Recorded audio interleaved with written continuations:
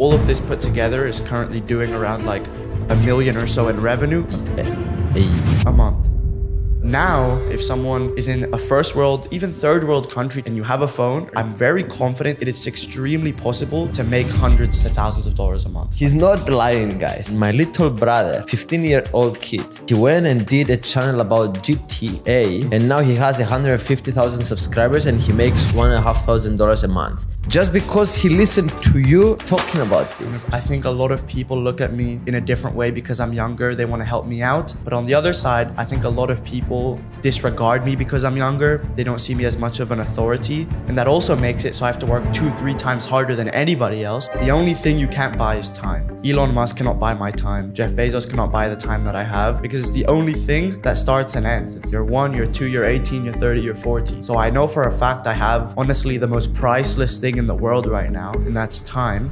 I think staying at school would not have made me as successful as I am now, not only because I wouldn't have had the same time, but I think leaving school put the thing in my head that I need to burn the boats. So if I had school right now, I would feel like I have a backup plan. And I'm not telling people to drop out of school because I honestly think looking back, what I did was pretty stupid. How much money you have, generally? Who are you? My name is Daniel Bitten and I'm 17. I'm a 17-year-old entrepreneur. What do you mean, 17-year-old entrepreneur? I run software companies, YouTube channels, and a brand. What do you mean? Explain us. Right. So I run a software company. We're friends, guys. He's an amazing kid. But I want to understand, first of all, what he's doing, because the stuff that you are doing is complicated to understand, even for me, that I'm in the social media space. So try to make it simple for a stupid guy like me. Yeah. So firstly, I'll go over the software company.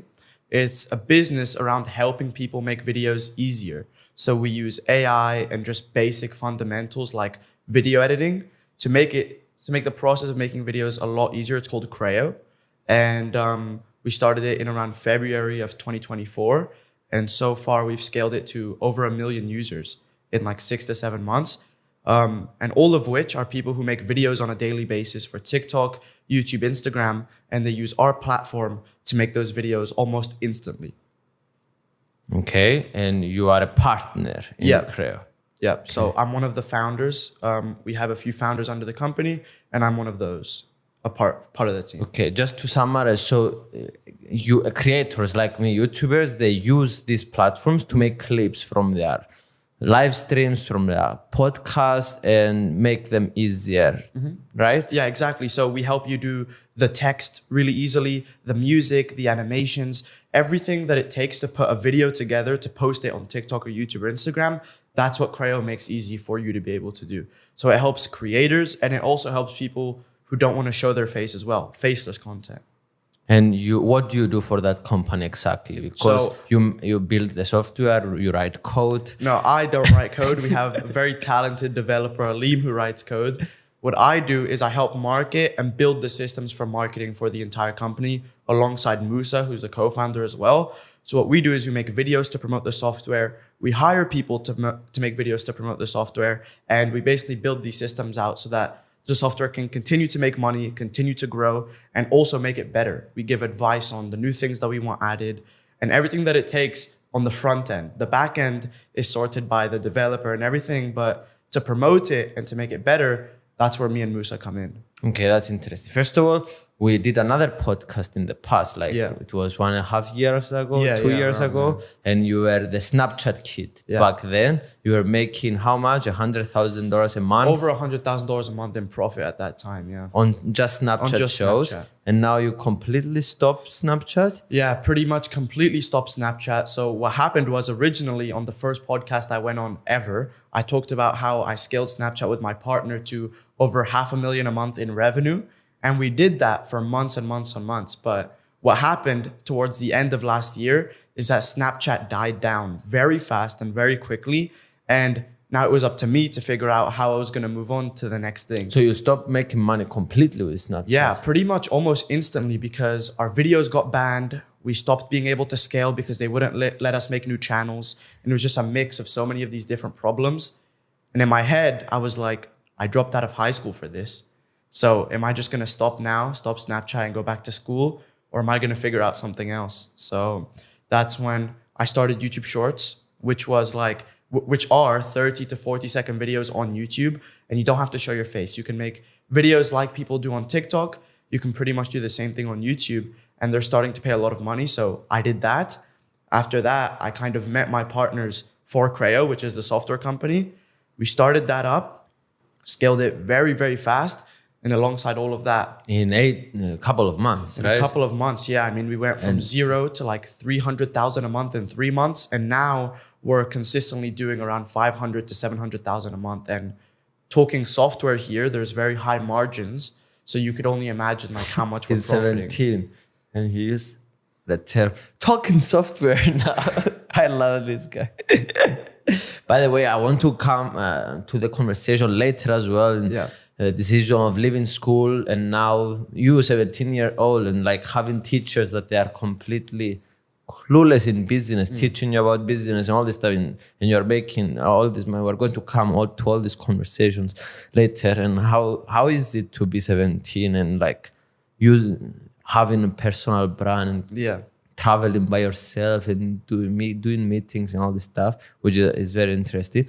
But so continue what you were saying about the Snapchat and the transition. And now, So after the software company, still running the software company, I decided to double down on my brand as well, because I think one of the most valuable assets anybody can have is their personal brand. You can leverage it in so many ways. I mean, if someone knows who you are and they like you, they'll buy anything from you. And you just want to be a person that puts yourself out there, gives value to people, and no harm can come from that at the end of the day. So I thought, except from people in the streets annoying you all day. But apart from that, by the way, it comes with the job anyway. Continue. But yeah, so I just kind of made the decision in my head to go all in on my brand, because if you think about it, there is no other 16, 17-year-old making as much money as I am, running the type of businesses I am. Around the world, there is no one in your age, self-made, making more? Not in the same businesses that I'm doing. Not in the same way I have. Not in the social media business. I don't think so, no. And the reason for that is simply because I've been doing this since I was 12 years old. And I think now I'm starting to see people that are 15 making like $2,000, $3,000 a day. And I'm like, okay, this is like how I was when I was 15. And I think when I'm like 19 or 20, there's going to be 17-year-olds doing like $4, $5, $10 million a month. Yes. The opportunities are endless. This is stuff that we are going to discuss. What is the future of education in this 2024, 2025 and all this stuff? Yeah. Is school useful anyways? Yeah. We're going to come to all this stuff. But how is it to be, okay, we explain kind of what you are doing with Creo. Also, you are, as I understand, you have a stake of your 4 partners and you have 25%. Yeah, so we all have like a percentage of the company. And apart from Creo, I basically also run the brand, YouTube Shorts channels, and then also your brand, you mean? Yeah, obviously my brand and YouTube Shorts channels. And all of this put together is currently doing around like $1 million or so in revenue, a bit less, a bit more, depending on the month. A month. You personally? No, all these companies together, okay. Around $1 million a month in revenue, less or more depending on the month. And then the goal is to just scale. Scale. So when we were talking, what is the goal with Creo is to sell the company, the software company? Any company that has an opportunity like Creo has, you always want a nice exit at the end of the day. But I wouldn't be opposed to us just making a lot of money with the company and keeping the money. You never know what's going to happen. Creo could be worth $100, $200 million in 5-10 years. Or if we stick to it, it could be worth $1 billion. So I don't have a number in my mind that I'd sell for. The goal is just to go with the flow. Just want to see what happens. Just work every day, and whatever opportunity comes, then we respond. So the co-founders that you found, it's on your age? No, so I'm the youngest in the company. Next, it's an 18-year-old, Aleem, 21-year-old Musa, and then 20-year-old Arab, yeah. So the 21 years old is the oldest person. Yeah. And it's a company that worth millions. I think now Creo, based on how much money we're doing, could be valued anywhere from like 20 to 45 million dollars. Yeah. So your stake is I don't around want to talk about the stake. $5 million. Yeah. I don't want to Wow. talk about the percentages. You don't want to talk about the percentage. Okay. How do you manage all this stuff when you are 17? Like is your mom telling you what to do? No, I don't really have anyone telling me what to do. I think after I made the decision to drop out of high school, all of the responsibility came on me because I decided to take the risk. I'm the one who decided to potentially ruin my future. So every decision I've made, whether it's in business, traveling, all of that, it's now up to me to decide. Obviously, I have my parents helping me like on the back end, everything with my companies and stuff because I'm still not 18 yet. So I can't really have full control of a company and all those types of things.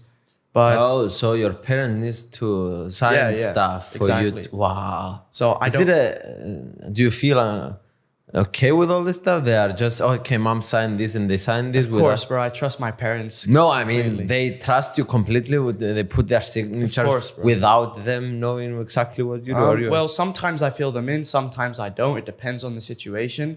But I'd say I'm pretty independent for a 17-year-old. What independent means to you? I travel alone. I book my flights. I stay at hotels alone. Just everything that someone would do in their 20s, 30s, 40s as an entrepreneur, I do now. That's simply just because So you travel by yourself? Yeah. Yeah, I travel by myself. No friends or always with friends? No, not really. Usually with friends. I usually meet people when I go and travel. So like, let's say a few weeks ago, we actually just had a trip to Turkey, a Creo trip. And so I went and traveled there. We all met up there, stayed 10 days. Then I came back home. Which your home is? Cyprus. Yeah. We're not in Cyprus, ladies and gentlemen. We're both from Cyprus. Cyprus it's not a very big country. Yeah, it's not. It's only 1 million population for those of you that doesn't know, but we love it. I think also a lot of people are surprised by the fact that I did this also coming from Cyprus. Like I was born in Cyprus, raised in Cyprus. My mom was basically in Cyprus and she was a baby. So like a lot of people in Cyprus or in any small countries like this, they don't usually have the opportunities to see bigger, what's possible, what you can actually do in your life. But I was always online since I was really small. So online made this possible. 100%. But why the other kids? All the kids are online. What do you think you had different? Listen, I think since I was younger. I'm listening, bro. Don't worry. Since I was younger, I've always just had something in my head. I don't know what it was. It's not some like weird cliche story. I just always like I would play Fortnite when I was younger and I would think, okay, how am I going to become the best at this game? How am I going to become the best at anything I tried, whether it was small or big? And I stumbled across a designing tutorial on YouTube when I was 12 years old. And then it made me want to be a designer. So I learned Photoshop, I downloaded Twitter, I got myself immersed in social media space. And through designing and through video editing, I started getting clients and clients started paying me money. So obviously, as I wanted to be the best at everything, when I saw that I could make a little bit of money, I wanted to be the best at making money now.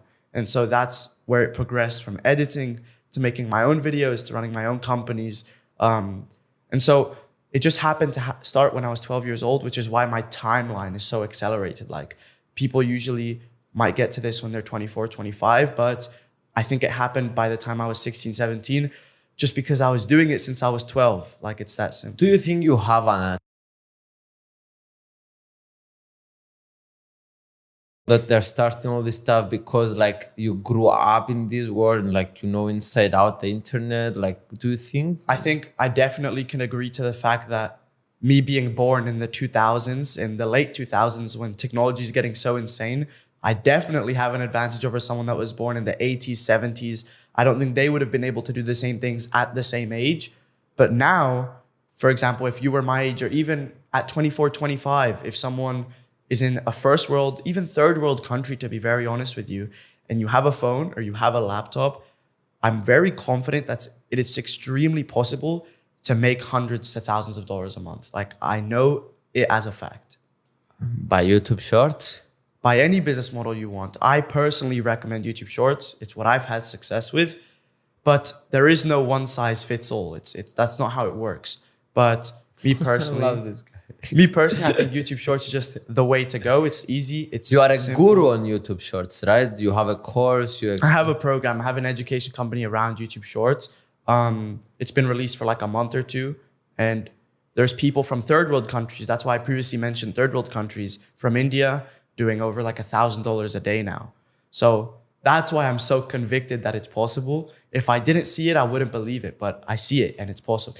Well, we need to, first of all, how does anyone go viral? And explain us overall, like how is 2024? Explain us YouTube, social media in general, because you have a very I'm a YouTuber, guys, but there is so many ways to go viral. And he is been successful in like clipping and explain us this. Yeah. It's a new wave now with streamers and all this stuff that I kind of understand, but not really. So listen, there's, like you said, many different ways to go viral. You can go viral yourself, or you can be behind the camera and go viral. So the way I've gone viral most of the time until now is behind the camera. And what that means is by taking clips or using other people that are viral to my advantage. So when I run, for example, YouTube Shorts pages, I ran a page back in 2022 called Slam Dunk. It was a page that surrounded other viral people like Mr. Beast, Dude Perfect, iShowSpeed. And whenever they would do something viral or interesting, we'd make a video around what they did. And so I don't need to be an interesting person. I can be whoever I want because I'm behind the camera. I just used and leveraged Mr. Beast's name, iShowSpeed's name, these people's names to my advantage to get views and make me money. So an example for it's like, iShowSpeed is going to jail because of this and this and this. Listen to find out what happened. And then you narrate a story of like what actually happened. That was one of the examples of the channels that I've run for YouTube Shorts. But nowadays, there's many different ways. There's different trends that come and go. There's satisfying content that people like. I've seen people scooping up snowballs off the floor and getting millions of views. I think going viral is such an interesting topic because there is no blueprint to going viral. There are so many different ways to do it because there are so many different people interested in thousands of topics, which is why I also say in my videos in general, a lot of people, when they try to go viral, they try to see what they're not interested in and what's big on social media, and they get attached to it and then they quit after 2 months because they're not interested. Everything I go into, whether it's YouTube Shorts, whether it's my brand, whether it's any topic of conversation I talk about, it's always something I'm interested in because I know if I work on what I love, it will last a long time. And so you can go viral doing what you love. Like some people love talking about airplanes. And I know people who run channels around airplanes that get millions of views. And that's what they love doing every day. So there is no one answer. You have to pick what you love, pick what you enjoy, go into that field on YouTube, on these types of platforms. YouTube's better. And there we go. That's how you make your income. And that's how you make it for a long time because you'll be able to last for 6-12 months. Yes. Doing something that you love. But first of all, you need to understand what you love. So you need to try a couple of things. Mm-hmm. You need to be aware. Self-awareness is a big thing on social media as well. Like, yeah. So, but he's not lying, guys. He was, me, you, and another friend of mine had a conversation. My little brother, 15-year-old kid, or 16, how old he is. He listened to the conversation and he went and did a channel about GTA. Mm-hmm. And now he has 150,000 subscribers and he makes $1,500 a month. And he's fucking 16. Just because he listened to you and our other friend talking about this. 100%. So it's like, it's not a joke. It isn't a joke. And it's actually real life. I know for the past few years, people have been saying things on podcasts, online, and a lot of people don't believe it. But I think nowadays, especially, you should take what you're listening on these types of episodes or online in general, and just instead of just listening and then moving on, try to adapt it for just 1 month. Try to integrate the knowledge you heard for just 1 month. And I promise almost everyone will see results simply because it's possible. I'm not special, bro. We come from the same country with 1 million people. if anyone has the least odds versus the Americans, the Canadians, the people in the bigger countries, it's us. And we still make it happen just because we stick to it and we just grind every single day. That's all it comes down to. So go back a bit and explain how these people are blowing up now with clips, and explain this clip word. So clipping. Listen, guys. Open your ears. Clipping is when you take another person's piece of content and put it on your own pages. And people have taken advantage of clipping to blow themselves up. So now there are streamers like iShowSpeed, Kai Cenat, and all these different types of people that are using little creators, aka clippers, to take pieces of their streams, put it on YouTube Shorts, TikTok, Instagram, and in return, these get tons of views because they're interesting videos. Like, for example, if iShowSpeed is jumping over a car, which he did recently, thousands and thousands of people took this video of him jumping over a car, reposted it onto their accounts, and went very viral. This made them money, but it also made iShowSpeed a lot of money because it brought back a ton of eyes towards his brand. And that's the essence of clipping. Businesses are also using clipping to show off their products. It's not just creators and streamers that use clipping. For example, I had a friend who owns a chocolate company, and what he did was he got thousands and thousands or hundreds of thousands of creators, I don't know the exact number, to make videos around his product. And so people are doing this in e-commerce. People are doing this in the space like I am. For example, getting people to clip up this podcast or getting people to take pieces of my content and repurpose it. Clipping is just the effect of you taking someone else's video, putting it on your page, and getting views for it and getting paid. Well, guys, imagine this podcast will get a couple of thousand, tens of thousands of views, or hopefully, hundreds of thousands. I'm joking. But these clips that you're going to make, or these shorts, they're going to get millions of views because there is going to be 10, 20, 30 people that are going to cut 100, 200 clips. And something that we said, something about you, how you make money, all this stuff will be interesting. And this will leverage your brand. And also they will see my face as well. And it's like, as a creator, you don't really actually want to monetize all this stuff. You just want your face out there. And then you're going to get stuff in return. They're going to ask, who is this guy? Who is the podcaster? And the next time that they're going to see your face in the podcast, in the homepage of YouTube, you are going to, maybe they click more likely. Yeah. And the life of a video now is worth a lot more than it used to be because, like you said, if this podcast gets 10, 100,000 views, that is nothing compared to what this is going to get reclipped into. So sitting down here, people sitting down and making videos, you could honestly estimate that what you're doing is worth 10, 20 times what you thought it was going to do, simply because people can now clip these clips up, put them up on platforms, and just bring so many eyes to the videos.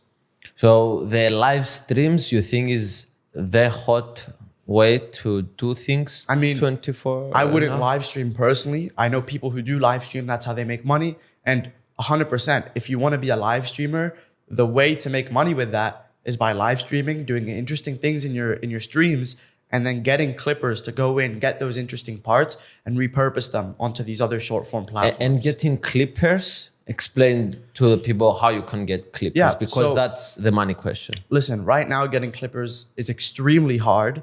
There is no one way to find clippers to work on your content.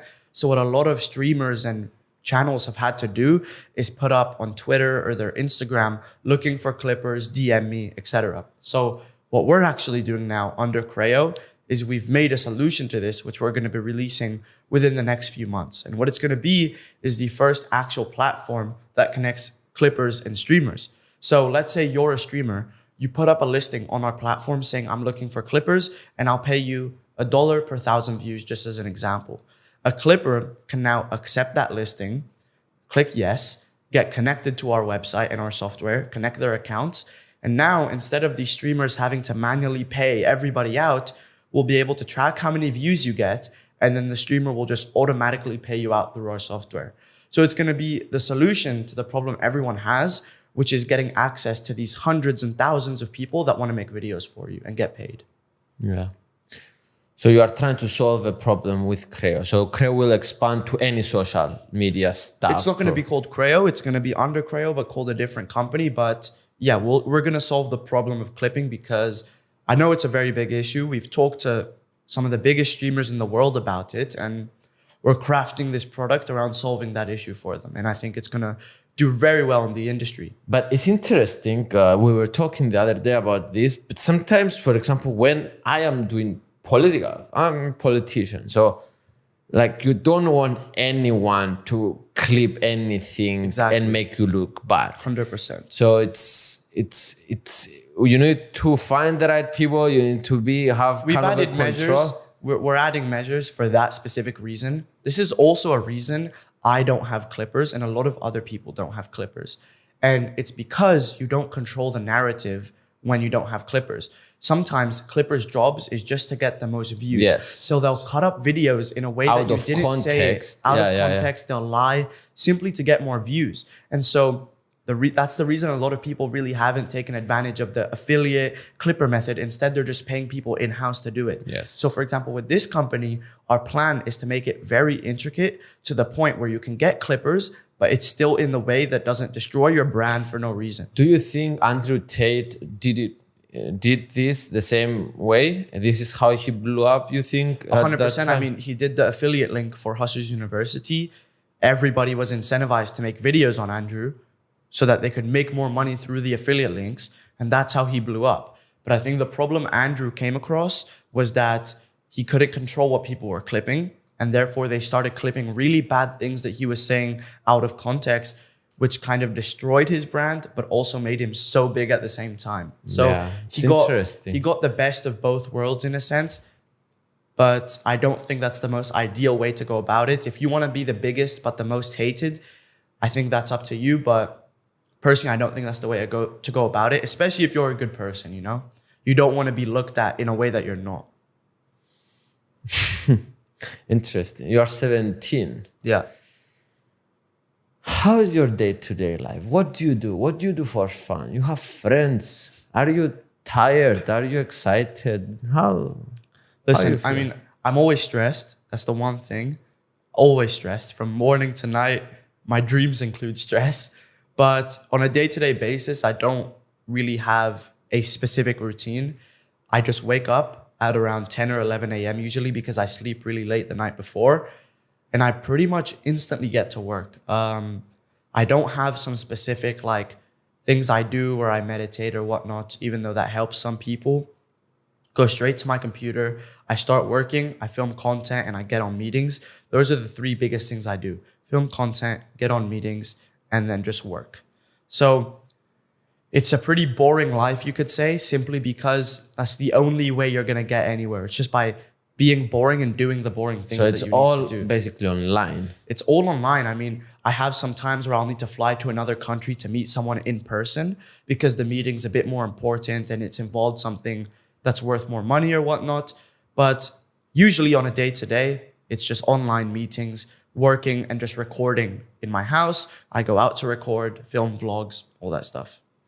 And you stop being friends with people at your age? Not at all. I think the big misconception is that if you make money and you're young, you have to cut off all your friends because you have to focus on what you need to focus on. But I think a very important part of my life that has kept me as a normal person is having friends that have nothing to do with business, have nothing to do with work, and the people I just grew up with since I was young. I think that's what's kept me very, very grounded and a normal person. A lot of people have business friends and people they can talk to on that level, but not on a personal level, which I don't think is the way to go about it because you need the people you can have fun with, laugh with about things that are unserious. How often you see your friends? Like 2 or 3 times a week. Okay. We live all pretty close to each other. We're in a small country. And so we see each other pretty often. But to be very honest, there are times where I just won't see anyone for like a month or I won't see anyone for 2 months. And it's just because I go through these periods, these stretches where I'm just really locked into what I have to do. And I don't really want to distract myself by getting out of like the zone. So I have periods. I'm very hardworking for like 2-3 weeks, hours and hours every day, not seeing anybody. And then there's more of a balance some other weeks where I'm enjoying time with my friends as well as working. Do they see you in a different way? Do they see they're like, you're making like $200,000 a month? Like they are seeing you and they're like, oh, fuck. Listen, I mean, I think they're motivated by what they see, but I don't think they act different around me. I don't think they're like different people. I know from experience that there are people who've acted different around me because of what I've done, but those are not my closest friends. Those are not my close circle of people. And that's why I keep my circle very small as well. Can you explain? Because I always thought when I was 17, I was not as cool as you are, but I was asking other successful people to do a podcast with them and like they were accepting. Yeah. So I think being 17 and being young, it's a superpower that you can leverage to get in rooms that you were not going to get if you were 30, 40 and you are mature. Because people look at you and they want to help you. You are kind of the underdog. You are like a kid. So can you talk about these opportunities? And if I agree with you. I think a lot of people look at me in a different way because I'm younger. They want to help me out. But on the other side, I think a lot of people disregard me because I'm younger. They don't respect the fact that I'm younger. They don't see me as much of an authority. So that's just something I have to deal with. And that also makes it so I have to work 2-3 times harder than anybody else. Even if I'm doing well now, I think I could do much better. And I honestly still feel like I'm behind. I told you this before. I still feel like I'm behind no matter what age I am. When I was 16, I felt it. Today, I feel it. And so, yes, there are people who want to talk to me and it makes it easier to get in better rooms because people are more intrigued at the fact that there's a 17-year-old doing what I'm doing. But it's harder to gain respect from people because I also look a bit younger than 17. I'm still 17 at the end of the day. That is my age. And so it's new to people. They don't understand how to calculate it, how to maneuver it, which is why I need to control it myself. I need to be working 5 times harder than everybody else so I can show them. I might be younger. I might not be as mature as you and you might not respect me as much because I'm younger, but I'll just show you by the work that I do what I'm going to be able to get accomplished. Yeah, kids out there watching this, you have a superpower. Also, you have a lot of downside, but always in life you have downside. So use it because you can only use the power of being young and to get in the rooms and to leverage this to get access to people that you were not going to have. Use that now. Because and I'm blessed because the only thing you can't buy is time. Elon Musk cannot buy my time. Jeff Bezos cannot buy the time that I have because it's the only thing that starts and ends. It's you're 1, you're 2, you're 18, you're 30, you're 40. So I know for a fact I have honestly the most priceless thing in the world right now, and that's time. And I also happen to be successful in my business. So I'm definitely taking advantage of my time. In like every minute of the day, I make sure it's calculated towards something that is effective simply because I know in 5-10 years, I'm going to be like older and I'm not going to be able to buy back what I have now. So I definitely appreciate the fact that I'm young. And that's why I also say in my videos, because most of the people watching my videos are younger because I'm younger, like I urge everybody to start now because like I just told you, you can't buy your time back. So why not be successful and why not try to get ahead when you're younger instead of doing it when you're older? There's no point to wait later and later and later. Just start now because you're in the perfect position to. Like it's only today that you can start, you know? You left school. Yeah. Right? 2 years ago and a year ago? A year and a half ago, I left school, yeah. Okay. So do you feel very proud about that decision? You think if you stayed at school, was going to hold you back from your career? I think staying at school would not have made me as successful as I am now. Not only because I wouldn't have had the same time, but I think leaving school put the thing in my head that I need to burn the boats. And burning the boats is giving yourself no other option but to succeed. So if I had school right now, I would feel like I have a backup plan.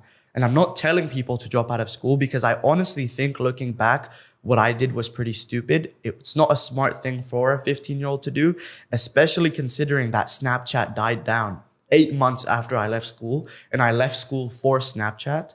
But I'm happy that I did because it gave me no other option. Was I going to be someone who had no degree, no business, and 25, 30 trying to figure it out?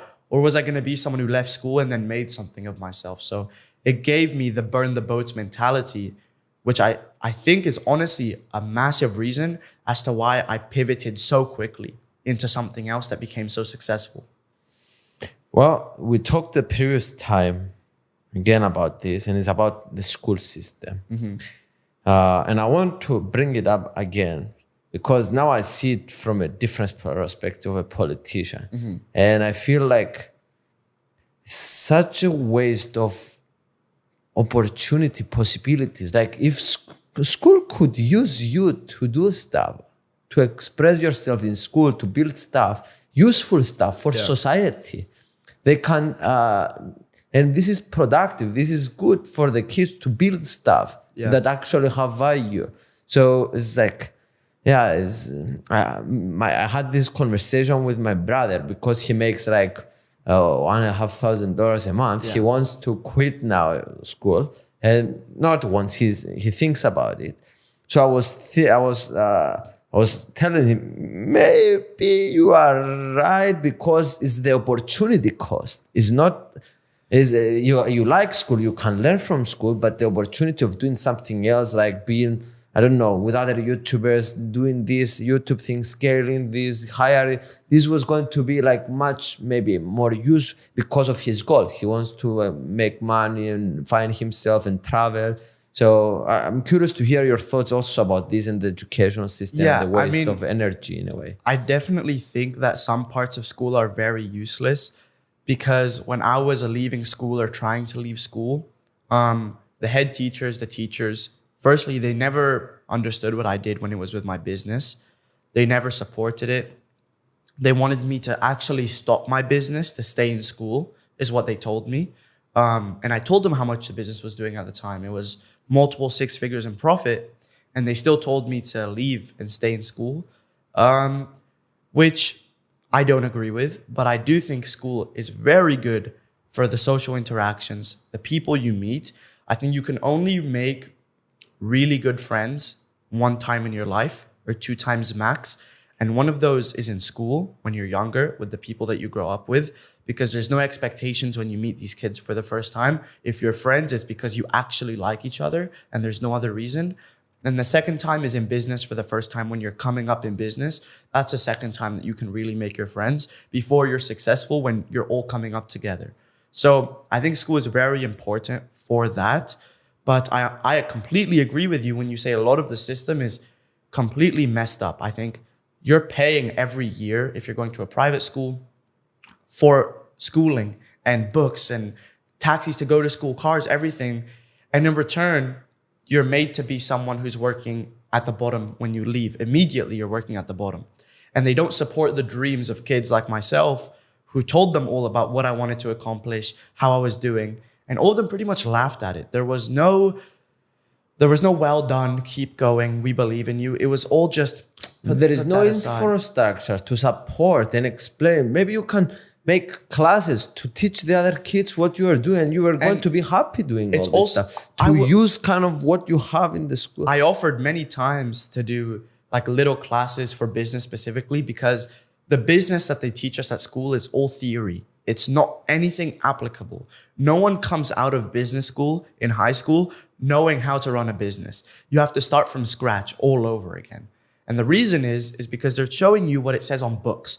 They're teaching you how to run the numbers. They're teaching you how to engage with people, which is fine, but this is not things that's going to make you a millionaire, billionaire, whatever your ambitions are right after you leave. And that's why most people who leave school do not become successful. And when I mean successful, I purely mean money-wise. You can be successful with your family. That's also being a very rich person. You can be successful with your kids, with your friends. I'm just talking about money now. When people leave school, usually, unless they're very ambitious and go into bigger things, they don't end up succeeding in that venue. And that's simply because school doesn't prepare you to. I honestly don't think it's hard for school to prepare kids to be successful with money. I don't think so at all. I mean, I started when I was 12 and I first became successful when I was 15. So that's 3 years. I was in school for 8 years. If they only took 3 of those 8 years and taught me the same things I learned online privately, I can almost guarantee that a majority of the people would come out knowing a lot of things about business and about how to be successful in the real world. And your education, it was basically YouTube, TikTok. My education what was- is it? Your education? My education was YouTube. From the first things that I learned, it was building communities and friendships with people through platforms like Instagram and Twitter. That's where I met these community of video editors, people who did YouTube.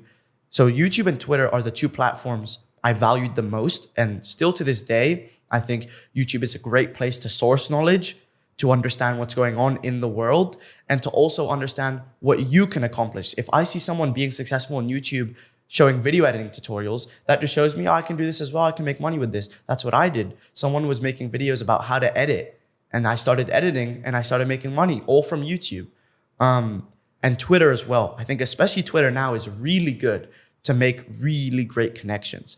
Billionaires are on Twitter. Millionaires are on Twitter, talking every single day and interacting, because it's a very good platform. And it's a very private platform. You can message someone on your DMs. You can schedule a call with them. I mean, our mutual friend, I met him through Twitter. And since then, we've known each other for over a year. And I can probably say I've gotten more than $2-3 million of direct ROI from knowing him. And that's because of the motivation we've given each other, the kind of things we've talked about together. And that all came from Twitter. And so it's a little compounding effect of just being on social media that made me really successful. And I think if school just taught a little portion of that, then it would pay dividends for everyone in the program, in the education system. Social media is here to stay. It's how everyone's making money now. And if they're not making money through social media, they're advertising through social media. They're holding their websites on social media. So for school not to teach at least the fundamentals of how to start a channel, or how to network with people, how to make people like you, how to be a person that can approach others and close a deal. These simple things that help you in business should be taught in school, because when you leave school and you know these things, you'll be able to get ahead. I know it for a fact because I did it. Yeah, it's difficult though to put it on a system that millions of kids or hundreds of thousands of It's kids not difficult. learn. It's not difficult because there will always be people who don't learn. It's just a numbers game. For example, in my program, we make a blueprint for people, and in every program, you make a blueprint for people. You help them in a certain curriculum manner, and then it's them to succeed by working hard on what you show them.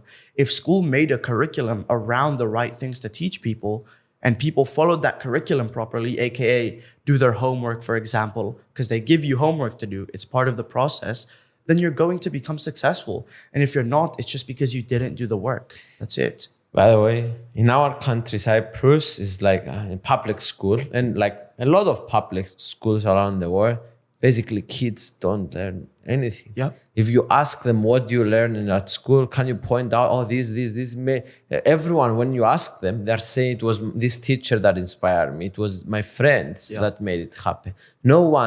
Very few people say, oh, I learned this about history and inspired me to. So anyway, the system is broken. And it's because people are in school now to pass the time. They're waiting to leave school. Yeah. You come in school and you wait to leave. You're not there to learn. You're not there interested in anything. And it's very hard to escape this because everyone is doing it. When everyone is doing it and you are 16, 15, 14, you don't have a choice. I mean, I'm basically. looked at as the weird one for leaving school, and it's normal. It's because everyone does school. But look at where I am now simply because I put my focus into other things. And again, I'm going to say, I'm not telling people to leave school because I don't think they should. I think school has a lot of great fundamentals. But I understand what you're saying, where it's like, it's weird for people to leave because that's what's normal. And when I left, everyone looked at me in such an odd way, and they thought he left school, that means he's going to fail. It's over for him. His life's over. It's what my parents thought. When I left school, they thought, oh, one of our kids, let's focus on the other ones now, probably. Like, I'm sure they had these thoughts in the back of their mind simply because any parent would. If I was in my parents' position, I would think the exact same thing. I'd be worried for them to come out of the normal system that everyone goes through because it's not normal. And people are scared of what they don't know. I was willing to take the risk of what I didn't know, and it paid off. Some people take the risk of what they don't know, and it doesn't pay off. So I think to solve that solution of seeing some people succeed, some people don't, is just plug it into school. so that everybody has to go through it and everybody has a chance of being successful. Why you have expensive watch? I'm really into watches. I love my watches. How And, much this worth? I think this watch was $22,000. Okay. I have a collection of like 10, 15 watches, and they also hold their value very well, which is why I wear them. And I think people seeing me walk into a room with a nice watch adds a bit of class to myself and also adds a bit of respectability. If I was wearing an iced out watch with diamonds, I think I'd look a bit different. But one, it adds respect to myself. I think when I walk into like important rooms, it makes me feel more confident. Most importantly, I think when I feel confident, I act better, I make smarter decisions, and I'm also just a more honed in person. And they hold their value pretty nicely, and I love watches. So that's why I have a collection.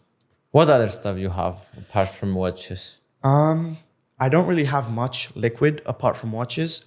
You are a Bitcoin guy? I love crypto. Yes, that is true. So I have a lot of crypto. I have watches. I have investments, and then I have a lot of cash. So Investments? investments in companies, in the stock market, these types of things. I have a lot of cash sitting, and then crypto. How much money you have generally? Liquid or If you say net worth, maybe you are going to say a stake in Creo as well. So I won't mention net worth. I'd say liquid. I have solid 7 figures. Solid a million and above. Yeah. Okay, so liquid. In liquid, 1 million and above. I won't go into 1 to 10. I won't go in between what it is. Okay. But I have that. What liquid. you are a good politician. Will make a good politician. Well, and how you plan to use all this money that you have? How do you spend it? Do you spend it just for fun? Do you go and have happy endings?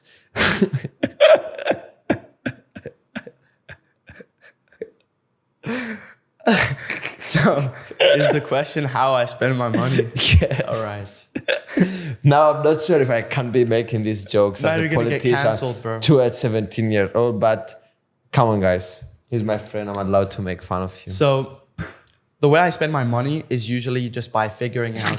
That was an awkward silence. Okay, continue. So the way I spend my money is usually just, I don't spend on lavish things. I'm going to buy a car this year, but that's the first really big purchase I have. How much?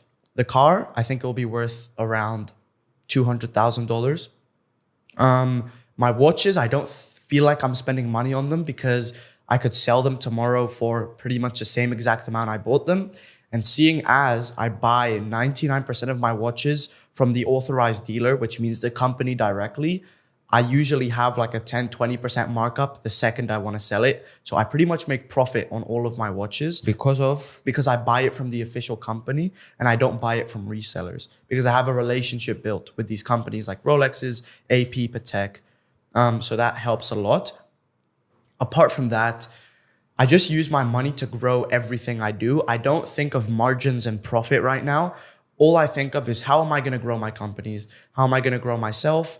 And I just spend whatever I need to spend every day on doing that, whether it's hiring more team members for the operation, growing the creators we have under Creo, it doesn't matter.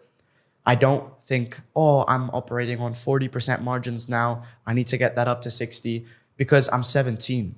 I'm very lean on costs. I don't have that much to spend. I don't have a massive family with a big mortgage. I can just go in and focus on growing everything. The only expenses I'll have within the next 2-3 months are my car or my apartment mainly, and that's about it. Women in your life?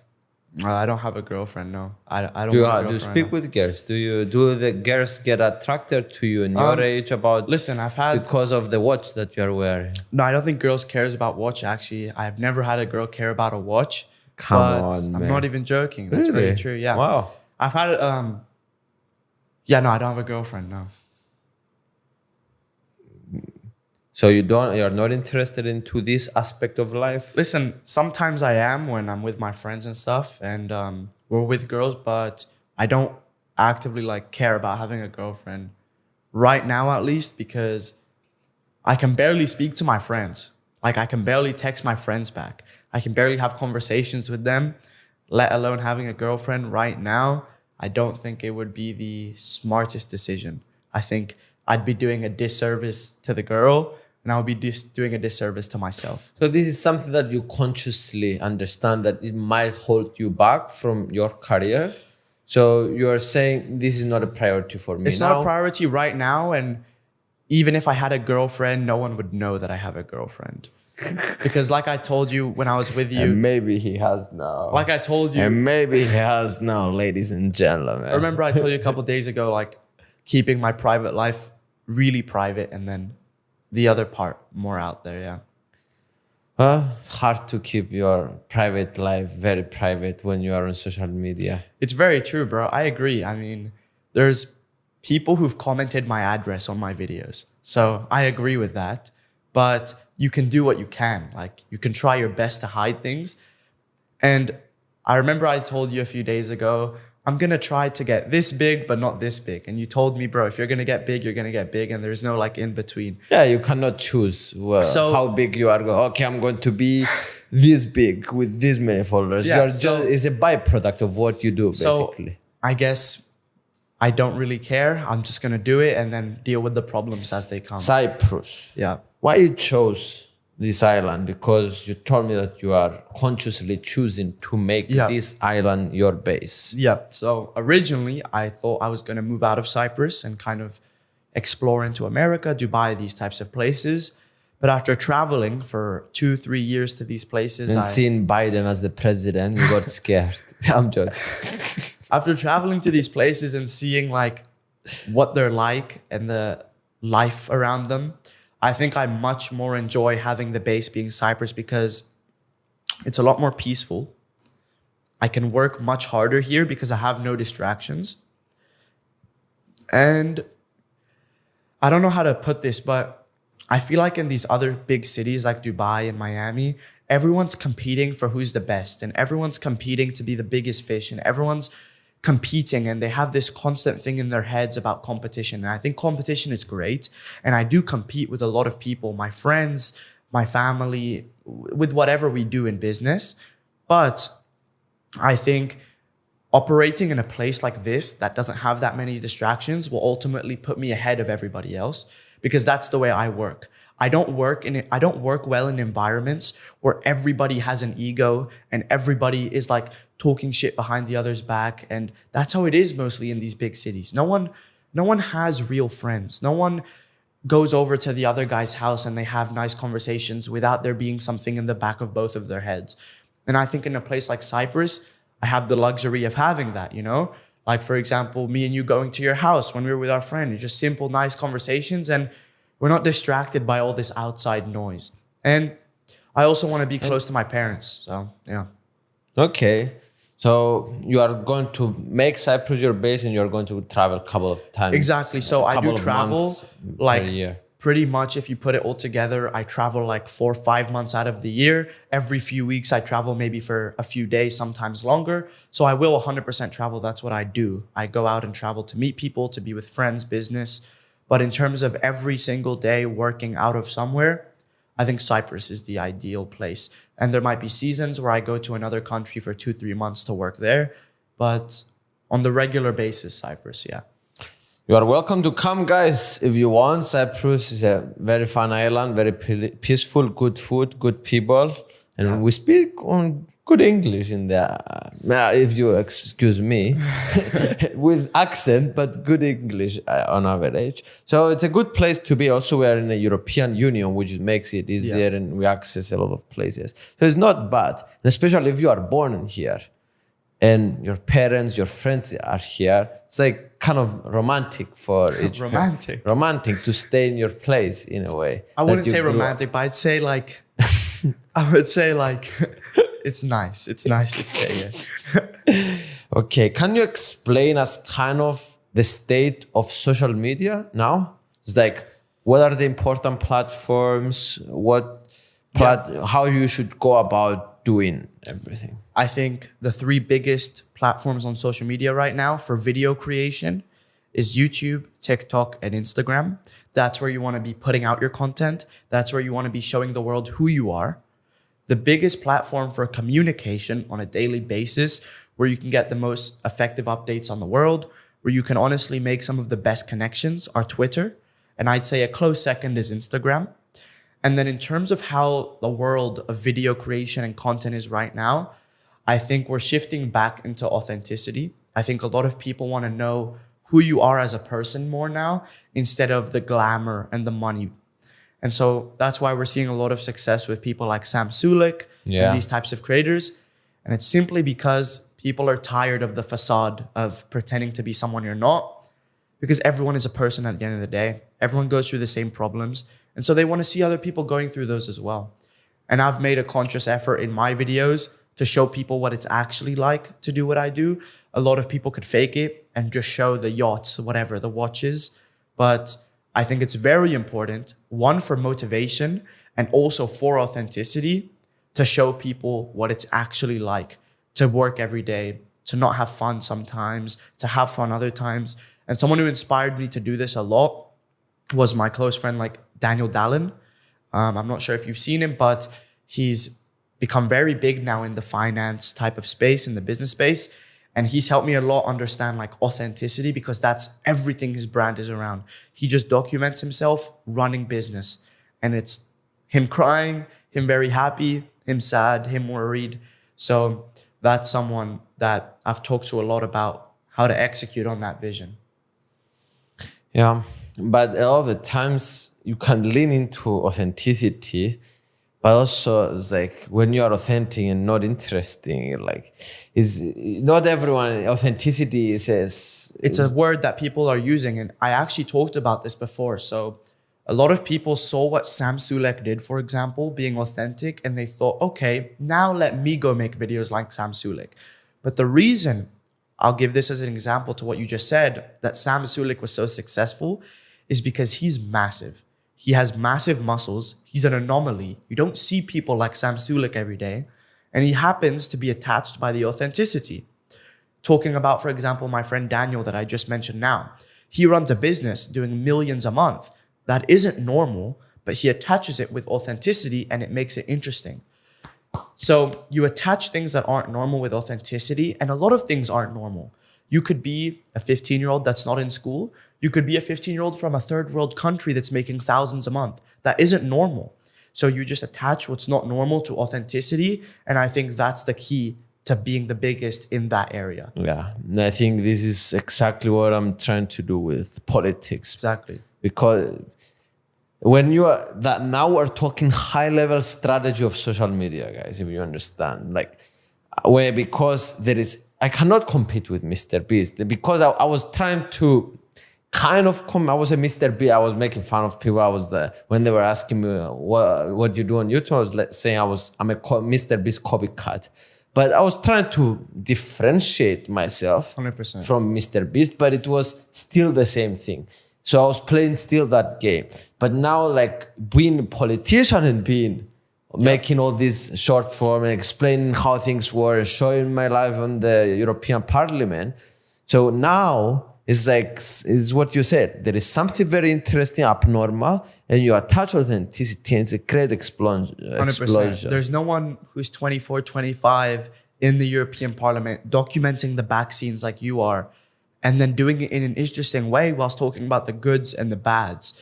And so that is definitely the way. A lot of the times people will not have, because they might be just regular on a lot of things. And that's where what you said before, find what you love, attach it with a bit self-awareness to understand. It's a three-step thing. Like you said, find what you love, attach it with abnormality, something that you think you can separate yourself versus the competition. What is your edge? What is your competitive advantage?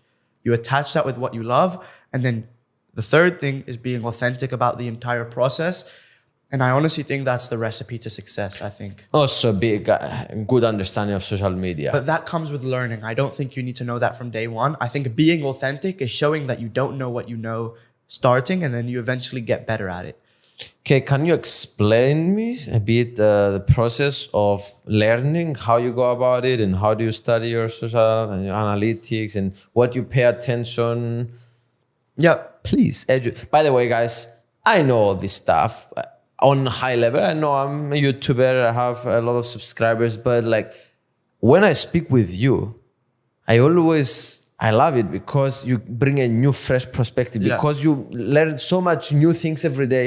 And I feel that I'm much older than you. And I'm like 5-6 years older than you, but because you are born in this stuff and you are speaking with all these people.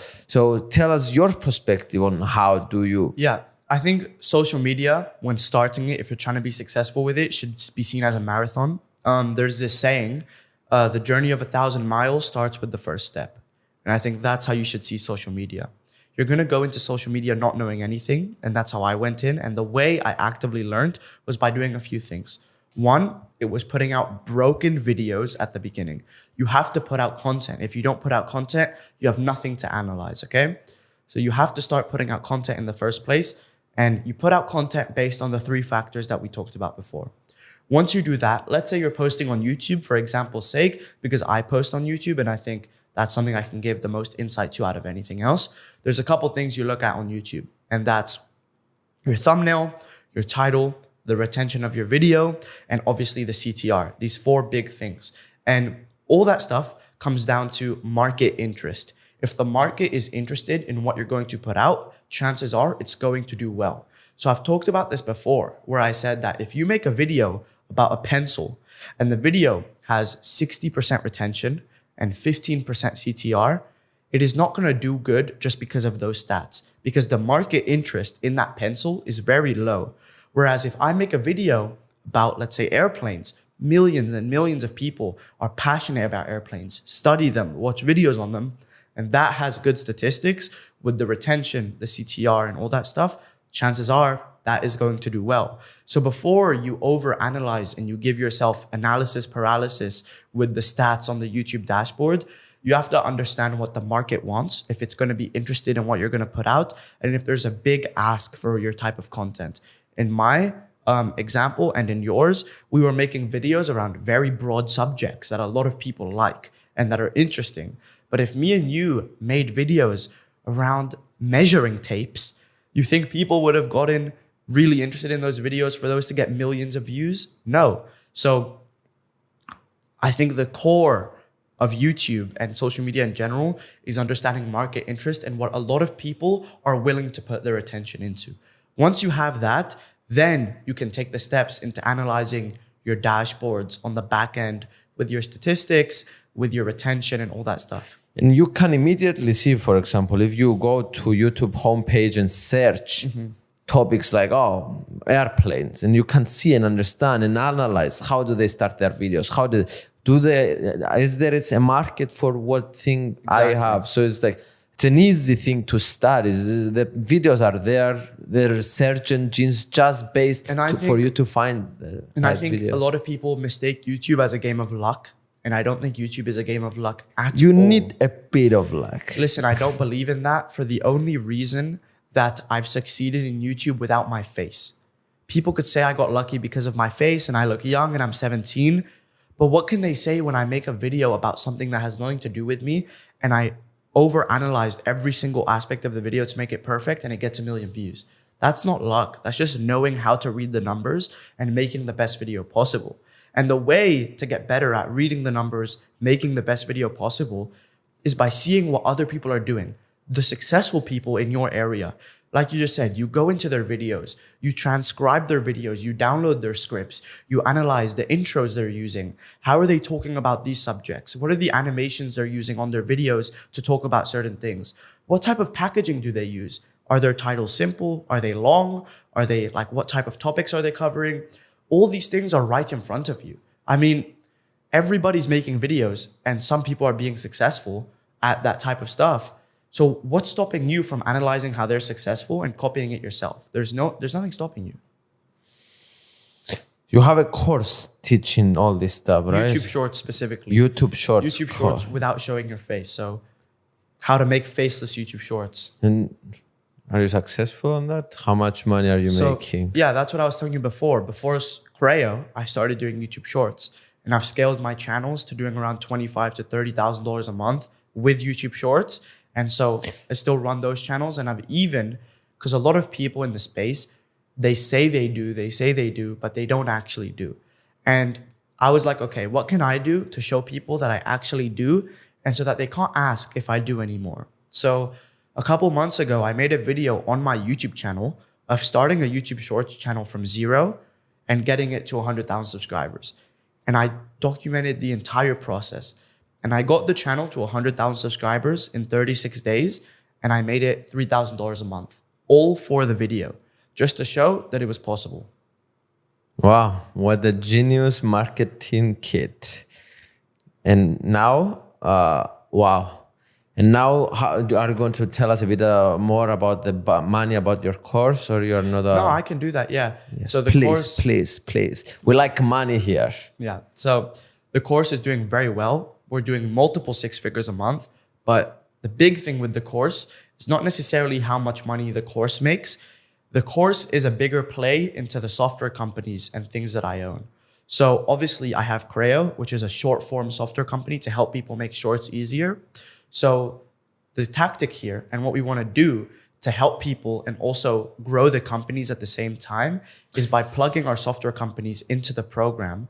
So built-in products for your customers, exactly. Basically. So I know what my customers want because they're buying the program. So I'm incentivized for my customers to perform well. The reason I'm incentivized for them to perform well is because if they don't, they won't use the product I've presented to them.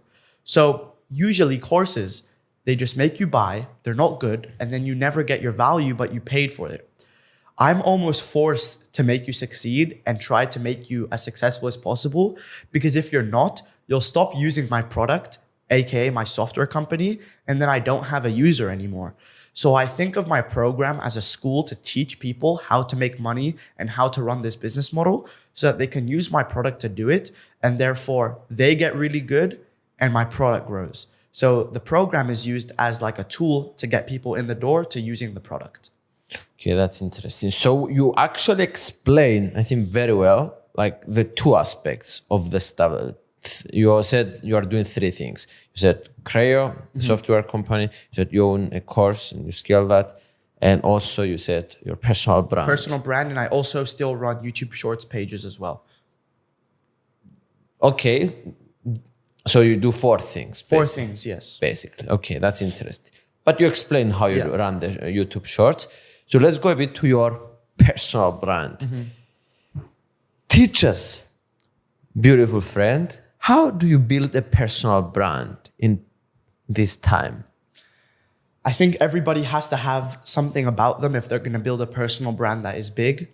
For me, it was that I was young and making money. For someone else, it might be that they're making an insane amount of money. And for another person, it could be documenting their journey from 0. The best way to build a personal brand is by almost showcasing everything that you go through on a daily basis, weekly basis. I post videos on Instagram. I post stories on Instagram. I post my life updates on Twitter. I make videos on YouTube. I document almost every process of everything I do on every platform I have. And because it's interesting, people like it. There are things that we do on the back end, for example, like the amount of videos we post, the strategy behind how we go viral, etc., which I can talk about. Some things we keep a bit more private so that other people that we're competing against, don't just steal the strategies and go for them. Because I have a team now of like 15 people, a lot of which are on full-time salaries and just this is their job. And some even with kids. So I take a lot of pride and responsibility in making sure that we're operating a massive mission so that they can succeed. I think with the team I have now, we have a very high chance, and I'm almost very confident that we are going to take over the space very soon with what we're doing. I think also my background in doing content, making videos helps a lot, but everyone on my team is in a mission. The mission is to become the biggest in the space. The mission is to make the biggest impact for teenagers and young adults that has ever been made, simply because I'm a teenager, I'm a young adult. I'm the people that they are, but just instead, I'm telling them how I did it. And so that is the mission with what we want to do. And the way we do it is by putting out more content than everyone does. being smarter than everyone does, simply because we have to work 2 times harder, like I told you before. I can't be as respected off the bat simply because I'm younger. So I just have to show it with my results. I just have to work harder. The team has to work harder. I have to train them better. Everything just has to be at 110%. Okay, you explained us a bit how you build your personal brand, you document stuff and you upload your journey. What type of specifics are you looking for? But no, I want general, like, because you have such a different perspective about social media than most of the people, because you are, like we spoke about. Just tell us also, how do you build a brand? Okay. Like this is your job in your software company. So let's put the simple question. How do you build a brand of a company, of a personal brand, generally? There's 2 things, and I'll go into those 2 things. One of them is showing and not telling. And this goes with marketing as well. When we market with Creo, or when we market with my brand, the way you market the best is by showing people what you can do and not telling them. Because people always don't believe what they hear. But if you show it to them in front of their face, that's almost always going to get them involved and interested in your mission, in your brand. So with my brand specifically, almost every aspect has been showing people. That's how we've built it so fast. It's because we've been showing people, look, I am successful because here are my pages. Here's the amount of money I'm making. The proof is right there. And showing social proof to people is what's going to get them almost instantly attached to your mission, because they see it right in front of their eyes. The other thing is being able to relate to the viewer. It's going to the level that the viewer is. So on my videos, for example, on the challenge that I just told you that I did, where I made a channel go from 0 to 100,000 subscribers, that video did really well, 400,000 or 500,000 views. And the reason it did that, and that helped the brand a lot, the reason that happened is because when I started that challenge, I was the same as all my viewers watching my videos. They're at 0, and they saw me at 0. The only difference is that I made it happen. By the end of the video, I was where they want to be. And this goes for any type of marketing. When we market for Creo, when we tell them to use our product, we tell them to use our product by showing them the success of people that use our product. Because if we just tell them, ooh, people make a lot of money by using Creo and it helps them a lot and it decreases the time, but without showing them any proof, they're not going to believe it. Why are they going to convert? There's nothing to back what we're saying. But we always make sure to show them examples of people that have decreased their time, that are making money because they use Creo, and all these different types of things. So building a brand means you have to relate to the people watching your videos, and that means coming to their level and showing them how to accomplish what you have, and then also showing and not telling. Well, you're basically saying the exact same thing that Elon Musk is doing with his companies. He's basically finding interesting things about someone using Starlink, that they're used it in a specific location in the mountains, and he's just reposting it. Yeah. So it's just showing how people use it and how people get. He doesn't even need to say it himself. He doesn't need to create marketing schemes and marketing campaigns, because at the end of the day, if what you're saying is real, you can just show it. And he's showing it. I show it with my brand. Creo shows it. And it's just because what we do and what we say is fact. Interesting. But to say something to push back on what you're saying, what about the Alex Harmozzi way of putting ads and just optimizing and all this stuff? Alex does that, but also what Alex preaches is to give value to people for absolutely free. All he does in his videos is post 30 to 40 minute clips of him just giving value, talking in seminars. And sure, he may sell off the back of it. He might sell books. He might sell like private mentorships, all these types of stuff, but he's still giving people value. He's still telling them everything he knows, because that's the way to get people in the door. You tell them information, you tell them value. And for Alex's case specifically, I know that I told you before, people don't always just listen, they want to be shown. But Alex already showed people that he knows what he's doing by running a company that's doing $100 million a year. So it's also a case-by-case basis. You can't really talk about things in a general way, because there's always exceptions to the rule. With Alex, he runs a $100 million company everyone knows he runs it. Everyone sees the numbers because he shows the numbers. And so he can get away with just optimizing and talking in his videos. You know what I mean? Yes. So, but yes, I think you are right. Also, Alex Harmoz is doing what you're saying to give value and just show exactly. It's not a marketing scheme. It's not something. Everyone has to have funnels, optimizations, ads. These things are standard. What's really important is apart from... Do you have a good understanding of all these things? Yeah, I have pretty good marketing funnel. We have really good systems built out for our sales, for our program for Creo, email sequences. Can you explain us a bit these tricks? So I'll explain. Don't worry, guys. I will extract all the knowledge of his brain for you guys. I can explain to you how marketing works at a high level. So you want someone to buy what you want. And so there's a few ways you do that. It's either by giving them free value. It's by being so undeniable that they'll buy it from you, or it's by promoting it to them with ads. So let's say we go through an ads funnel, right? I'm paying to run ads for people like you, and I want you to buy software. I want you to buy my software. I make an ad that is interesting and that is going to attract people, and I pay to promote that ad.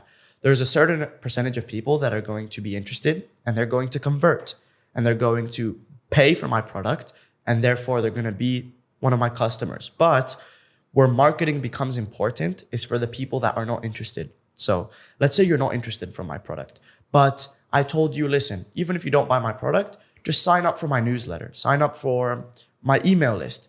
You sign up for my email list, but you never bought my product. Now I've entered you into a funnel.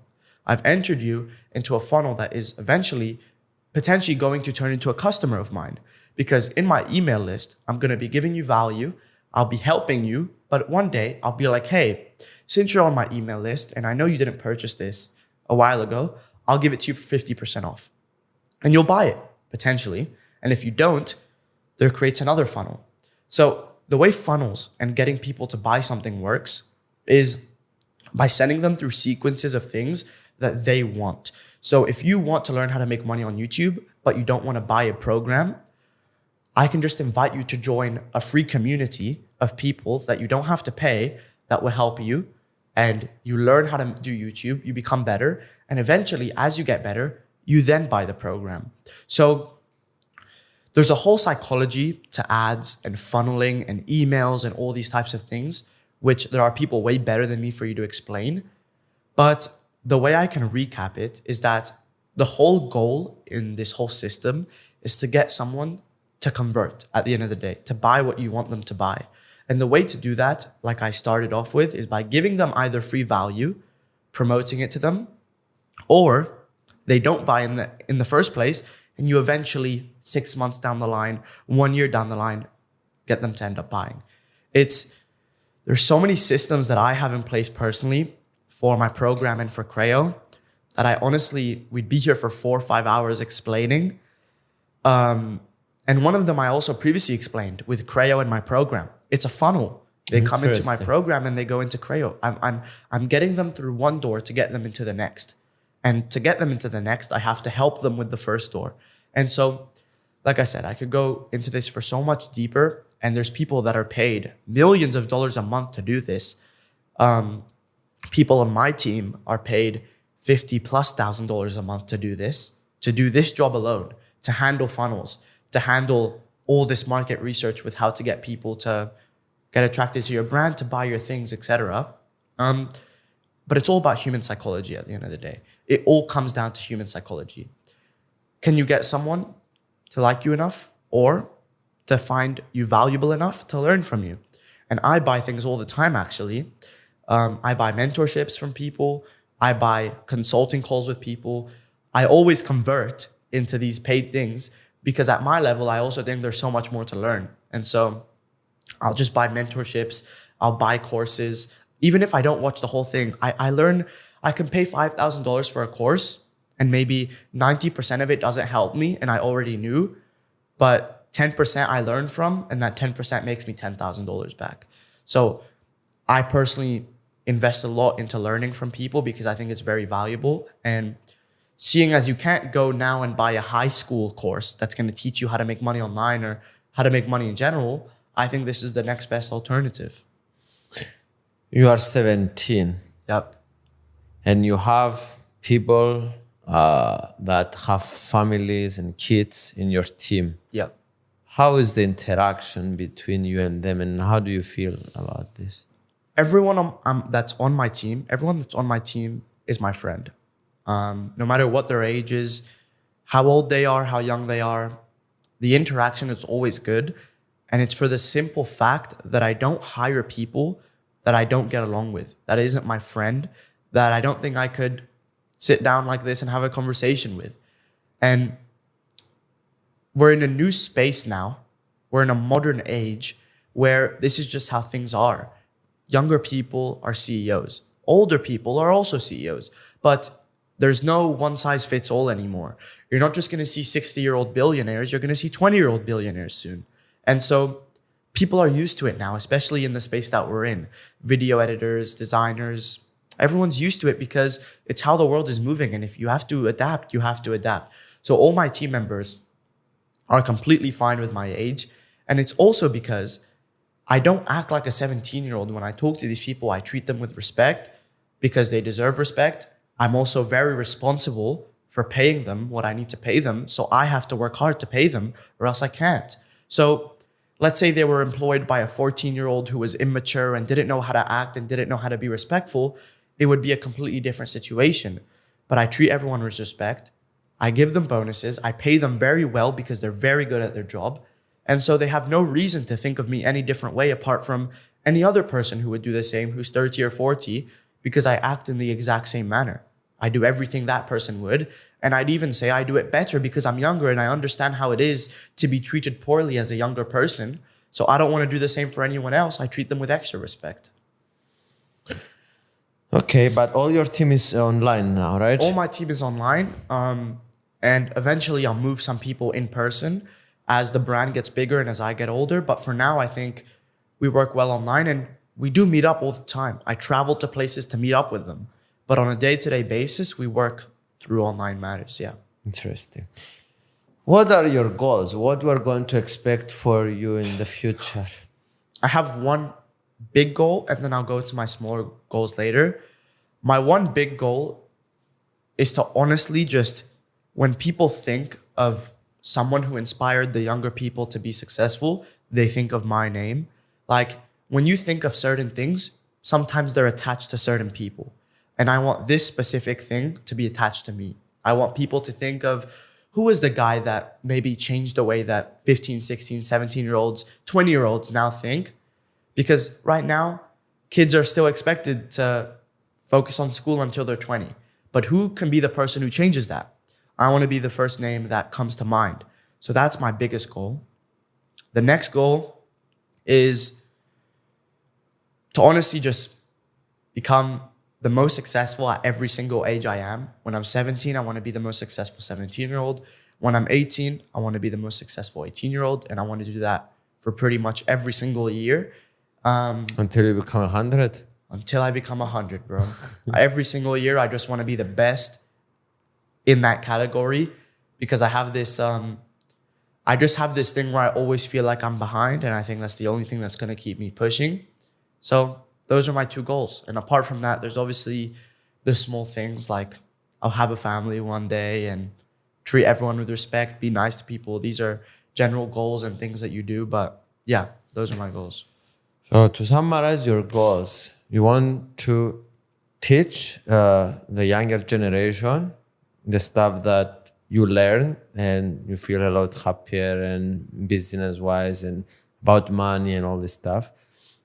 Which I think is very interesting that you were explaining this because you said it before as well, that all these people watching you, they feel very relatable to you because you're just a kid like them. So it's like you have a superpower.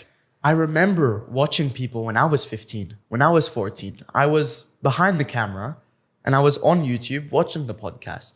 So I know exactly how they feel, which is why my mission is to put them in the position that I'm in, or even better. And even if it's not the position I'm in, I don't want to promise people that everyone's going to be a billionaire because it's just not true. But at least I want them to understand what it feels like to have that first moment of success like I did, to be happy about your business succeeding like I did. It doesn't matter at what level it is. Your first $1,000 a month, $10,000 a month. And you are talking purely financial. No, it doesn't need to be financial. I told you this before. I think success is not just money. No, but you teaching people. You want to now, teach people about financial success. For now, the biggest thing I've had success in is business. I don't have a family, so I can't say I'm a successful father yet. I can't say I'm a successful husband yet, or any of that stuff. The only thing I've been very successful at so far is business.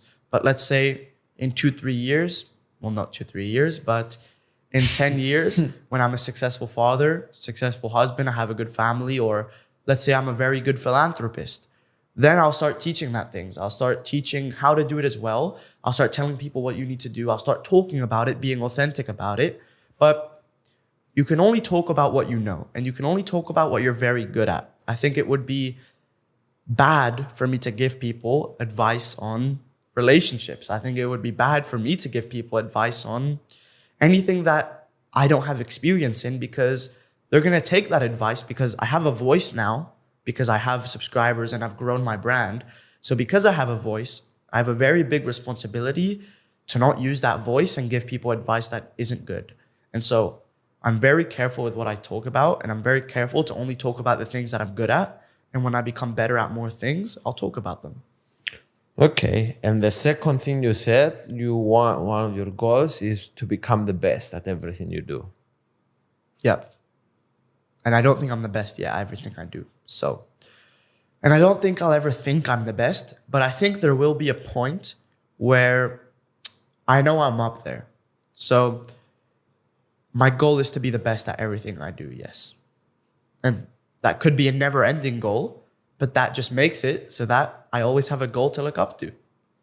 You don't want goals that are easily achievable, or else your discipline and motivation just fades away. So if I'm never the best, then I always have something to look up to. So you are scared about your future? You are excited? What words you're going to use to describe how do you feel about your future? I can never be scared, but I am definitely looking forward for what's to come. I think compared to I was last year versus now, I'm honestly a completely different person. I didn't expect, honestly, anything I'm doing now. In a good way. In a very good way. I didn't think I was going to start a software company. I didn't think I was going to grow as fast as I have in every avenue. And so in 10 years, I don't really like that question because I don't want to set a limit. I don't want to do that.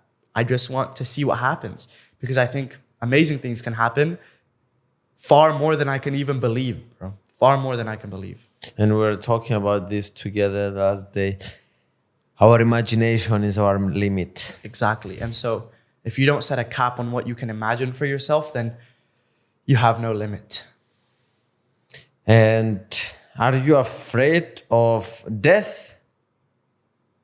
You don't think about death, right? I was in the hospital yesterday, and the father of my girlfriend, the doctors came and told, I was in front, and the doctors came and told him, you are going to go into a surgery now and you have 50% chance of dying. So it was a daily thing that I was going by my day, and we don't think about death all the time, but there is always a possibility. You know, it's very interesting that you brought up death, because for the past 2 months, I've been thinking about death a lot. Wow. Okay. For some weird reason, I've been thinking about death a lot, because I've talked to a lot of people, and a lot of people tell me they're not scared of death. By the way, guys, sorry for interrupting. The father of my girlfriend is as well. Perfect. But a lot of people I've talked to said you should not be scared of death. Whatever happens, happens. And other people I talk to are very scared of it, and they want to maximize everything they have now. So I've been thinking about death, and if I'm okay with death and all these things. And I think I've come to the conclusion where it just is what it is. The only thing you're guaranteed in life is life, death, and taxes. So Taxes, not everywhere. so you just can't do anything about it. It is literally completely out of your control. The only thing you can do is prolong your life for however long you physically can, because everyone will die one day. But you can prolong your life with your health, with your happiness, because I know happiness has a lot to do with how long you live. Stress levels have a lot to do with how long you live. The food you put in your body, all these little things make a big difference. So all that I can do is focus on what's my sphere of influence. If I can't have a piece of influence around it, why should I worry about it? If it's not in my sphere of influence, I have no control over the matter. Therefore, I should not worry about the matter. And it's that simple. I think a lot of people overanalyze things that they can't control, and that sends them into very dark places because it's so easy to analyze things to extreme lengths. But if you have no control over it, just focus on what you can do, which now I've come to terms with. And so I'm not worried about death. I'm not scared of it because God has a plan for when I die, and it's that simple. Yeah, but we go to all our life and we don't think about that. Maybe other people think, but it's just a moment and everything is gone. It's a moment, and it's like it's crazy. One of the days of the 12 months is your death date. So you never know. You're passing through that day every year, actually. Okay, that's interesting. So you never know. So another question, which I'm interested to hear your perspective, is: I give you $1 trillion. How do you spend it to help this planet? To help the planet. I'm not sure where I got the number from, but I think solving world hunger is not that expensive compared to $1 trillion. So that's definitely the first thing I'd do. I think that would solve a lot of problems, actually, because a lot of problems come out of poverty. People who are upset of the position that they're in, and they rebel or they try to fix a situation, and that causes a lot of things in the world. So I'd solve poverty and world hunger with the trillion. And I don't know exactly what I'd have left, but it's hard for me to give you that answer because I think every person is flawed, and I wouldn't know who's the right person to help me distribute it, because I don't think I'm fit to distribute $1 trillion to the world and decide how the world works. But I know there might be someone who is most fit. I just don't know who that person is because everyone has underlying intentions. And so I would never trust like government. I'd never trust any of these people to handle that because they already do handle that. And look at where the world is. But the Matrix. I'd find a good group of people who I trust to help me distribute it in the way that they and I see fit. I don't think there's a perfect answer to the question. I think the answer is based on what you believe. Do you believe that poverty should be fixed? Do you believe in these things? Because some people might have the argument of without poverty, there is no rich. And so everyone's the same. And do people want everyone to be the same?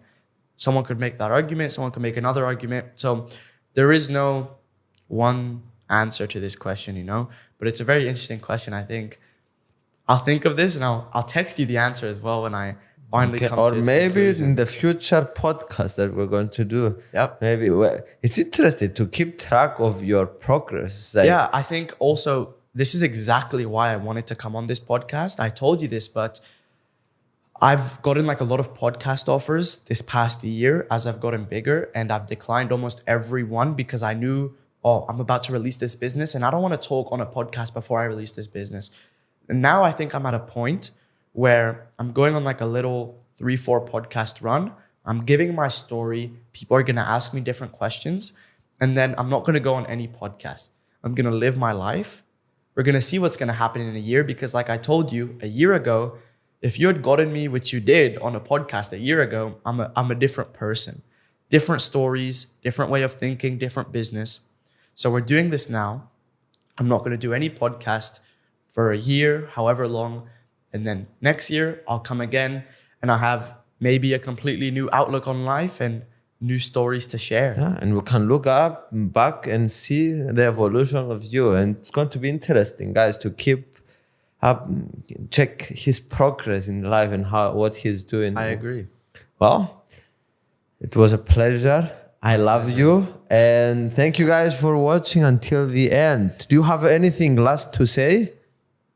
Stay disciplined. Stay disciplined. No, I will. You answered this another one time, right? I asked you if you are going to die in 30 seconds, what you will do. Did you answer the previous time? I did, but I don't remember what I said. Okay, do you want to answer it again? You are going to die in 30 seconds. Please tell me what is your last words in this planet. Everything is possible no matter where you're from, no matter what your surroundings are. All you have to do is put your head down and don't listen to outside noise. That's it. Last message. Thank you, Daniel. We love you guys for watching. Bye-bye.